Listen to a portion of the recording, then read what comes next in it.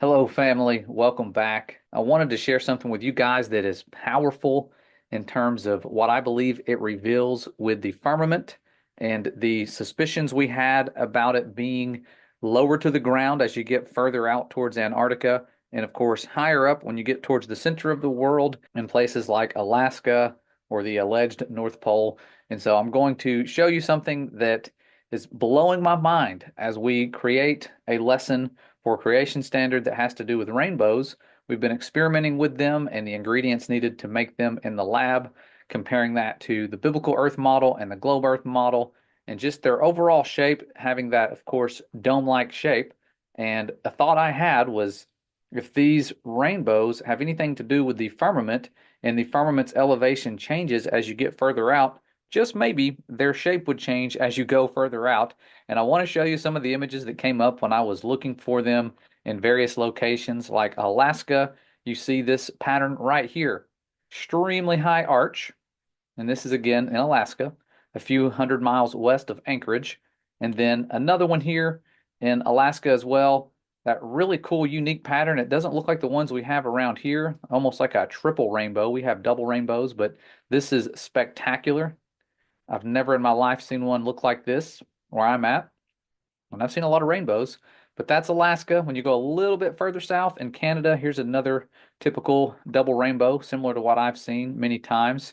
But then we're going to go even further south, way further south, Australia. Here's what the rainbow started looking like. And then I typed in rainbows in Antarctica, trying to find some of them. And oh my goodness, check this out. A flat rainbow. I mean, this thing is so flat. Look at this.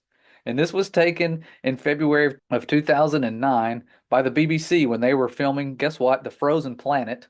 So the irony here, they're filming a show with the name Planet in there, and the rainbow is as flat as I have ever seen. It almost looks like if you tried to walk under it, you'd hit your head on it. This is spectacular. And I mean, it just really seems to confirm our suspicions about the firmament above us being lower as you get to Antarctica. And of course, here's another photo taken by Michael Ligero, and not quite as low as that other one. So the location may be slightly different, but just look how low that is compared to what you're used to seeing if you live in the northern so-called hemisphere like I do.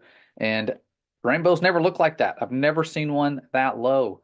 And so going to Antarctica, looking at rainbows, things like that, I know they're about to have their so-called final experiment, which is just an observation.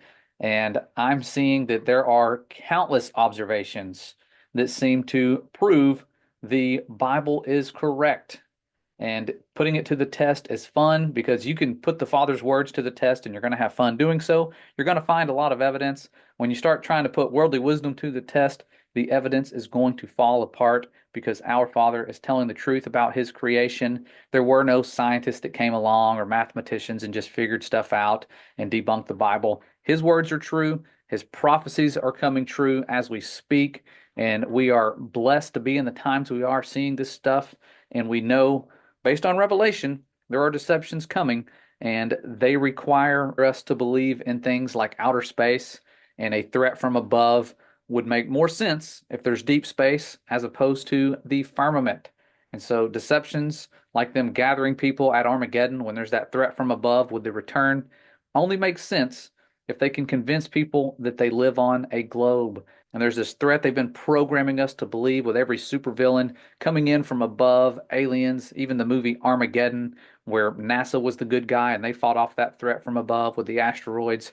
All these things they've been doing bank on you not believing in the firmament. And so I believe this right here is more solid proof of the great expanse above us that was the only structure made on day two of creation. And of course, on day four of creation, what did he do? He put the sun, the moon, the stars inside this barrier. It is still there. It never went away. That's why they were able to close up the windows of heaven. You can't close windows unless they're attached to a wall.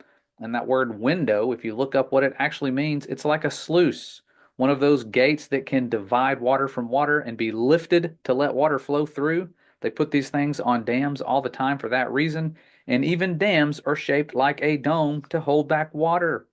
because we must mimic what the Most High has done. The master engineer that created all life and all the things needed to sustain life did so in a way that we are mimicking and modeling all the time with our own creations. Airplane wings being modeled after bird wings, etc. List goes on. We must mimic what he did because his engineering skills are off the charts, especially when it comes to life. And so I just wanted to share this with you guys. Didn't want to take up much more of your time. I just thought it was extremely fascinating, and I look forward to seeing what you guys find when you look into this as well, because I could be wrong. These are just images I found when I typed in those locations and looked for rainbows. And so if I'm wrong, so be it. But I have a feeling there's something to this, and there's a reason I have never seen a rainbow as flat as the one here in Antarctica, and it has more to do with the structure above us, and it's most likely why to make a curved rainbow in a lab, you need a curved surface of some sort, whether it's a glass of water with sunlight shining through it that's curved, or some sort of curved mirror. You need a curved barrier to make these curved rainbows. And so feel free to experiment with rainbows in the lab. I just thought this was extremely powerful and fascinating. Hope you guys enjoy it, because the deceptions are definitely ramping up, and we are blessed to know what we know. We just need your help waking the masses, those who are able to see the deceptions for what they are and also see the proofs of the firmament for what it is. And you guys are the best. We thank you for being humble, true soldiers, joining us on this mission. We love you, the Father loves you, and we will see you next time.